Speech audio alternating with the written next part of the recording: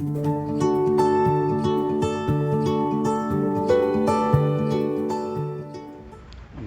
Jesus é o Senhor. Estamos aqui para iniciar uma série de vídeos onde será estudado os fundamentos da liderança cristã. No seu primeiro capítulo, o livro apresenta conceitos e aplicações. Vamos lá. Fundamentos da liderança cristã, volume 1, conceitos e aplicações. A lição 1 do livro começa com a organização do arraial de Israel, que está lá no livro de Números, no Velho Testamento. Na introdução temos: a igreja tem na terra o seu papel, que é levar adiante a obra de Deus. Essa obra é o negócio, isso no ponto de vista humano, e esse negócio deve estar em sintonia com Cristo, que é a liderança divina. Deus criou o homem para ser liderança. Segundo Gênesis 1:26, está lá: o Espírito Santo instruiu, tenha ele domínio. Temos exemplos de liderança na Bíblia, e não são poucos. Algumas delas: Adão, tem Abraão, tem Moisés, e temos o principal líder da história da humanidade, que foi Jesus Cristo. Para seguirmos os planos de Deus, nós precisamos de lideranças guiadas por Ele, pois o sucesso ou o fracasso da igreja depende da liderança. Vamos para a primeira parte da lição 1. Deus tem um empreendimento. Lá em 1 Crônicas, Davi designou seus sacerdotes, alguns para cuidar dos negócios de Deus e alguns para cuidar dos seus negócios. E com isso, ele queria atender às necessidades espirituais do povo. O empreendimento, ele é um negócio e ele envolve alguns aspectos. Para seu sucesso é necessário uma organização, a estrutura das pessoas, e processos, que é uma sequência de atividades para alcançar resultados. Segundo 1 Coríntios, o negócio de Deus precisa do poder para executar as ações, mas também precisa de sabedoria para planejá-las. No Velho Testamento temos a casa de Deus. Ela foi iniciada por Davi e concluída pelo seu filho Salomão. Então ela foi chamada de negócio de Deus. Já no Novo Testamento, a igreja passou a ser a casa de Deus.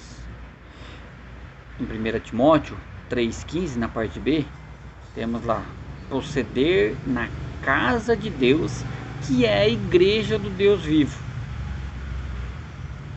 Dando sequência no livro, temos a linha de comando, a segunda parte da primeira lição. Organização, ela é uma palavra de origem grega, organon, e ela também significa instrumento, utensílio e órgão. No livro de Números temos Moisés guiando o povo, só que ele foi ajudado pelo seu irmão Arão, seus sobrinhos que estavam oficiando no tabernáculo. E temos ainda os filhos de Levi, que estavam servindo a Arão e seus filhos. Com isso, sabemos que deve haver uma cumplicidade orgânica em amor dos que servem e dos que são servidos. Deus sempre estabeleceu uma ordem no seu empreendimento. No Velho Testamento, Israel foi a sua parceria. Já no Novo Testamento, temos com essa função, essa parceria divina com a igreja.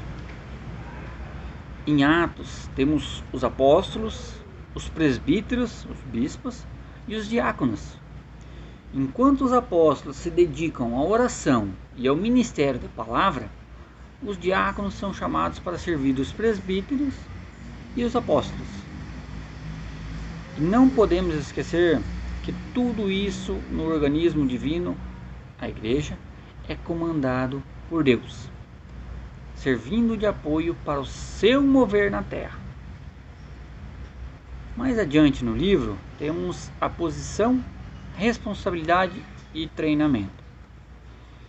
Deus nos quer como líderes que conhecem e mantêm a posição na igreja dada por Ele. Lá no arraial de Números 2, versículos 1 a 29, Deus organizou cada tribo no seu lugar: norte, sul, oriente, ocidente. Já nos versículos 21 a 39 do capítulo seguinte, do capítulo 3, foram definidas as posições dos filhos de Levi: Gerson, Coate e Merari. O arranjo de Deus é tão perfeito, foi tão incrivelmente perfeito, que Balaque chamou Balaão para amaldiçoar as tribos de Jacó. Porém, Balaão não conseguiu. Ele abençoou. Ele chegou e viu aquela perfeição deixada por Deus e abençoou a organização do arraial. Ele não teve coragem de amaldiçoar.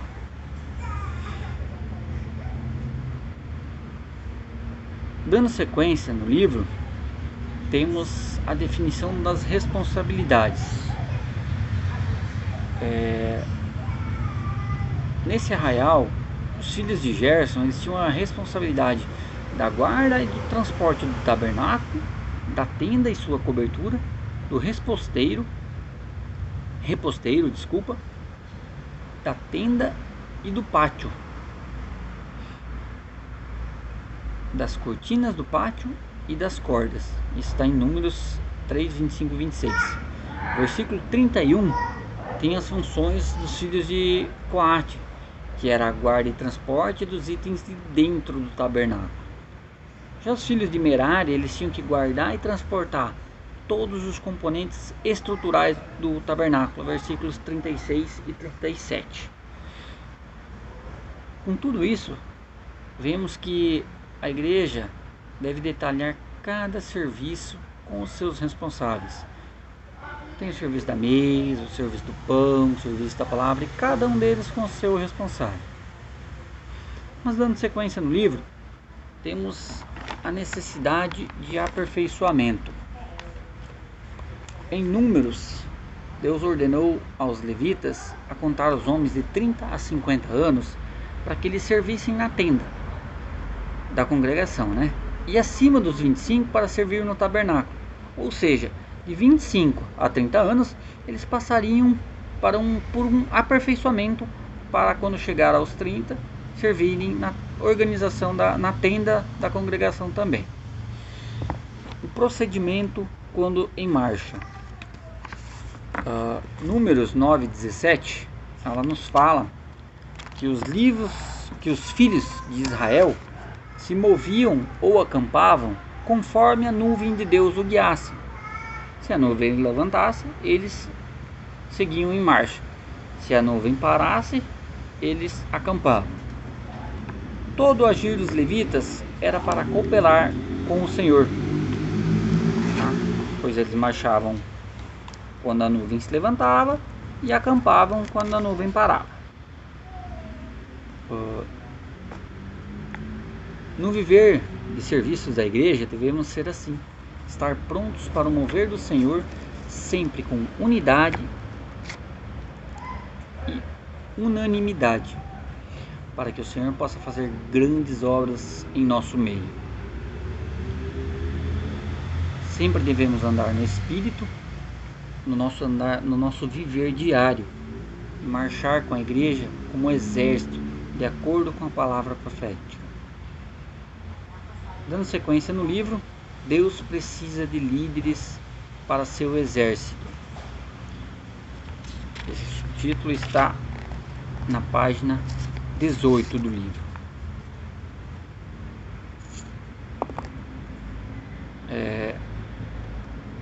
O sacerdote é para cuidar dos filhos de Deus. Já o exército é para pregar o evangelho do reino, e guardar a terra para o Senhor. Quando Deus constituiu o seu exército, ele primeiro ordenou a Moisés que levantasse 12 príncipes, pois pois sem líderes o exército não funcionaria e não sairia à guerra.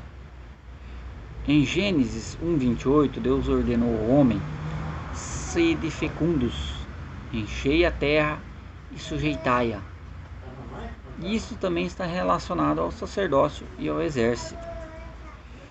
Apocalipse 12 nos mostra que precisamos gerar o filho varão, crescendo em vida espiritual. Só que também temos que ajudar os outros a crescer, para preparar também o deserto para os filhos de Deus. E a última frase do livro, ela diz o seguinte: é importante para Deus que o seu exército seja formado. Para isso é necessário uma liderança adequada, com visão, estratégia e coragem para avançar e assim possuir a terra. Jesus é o Senhor.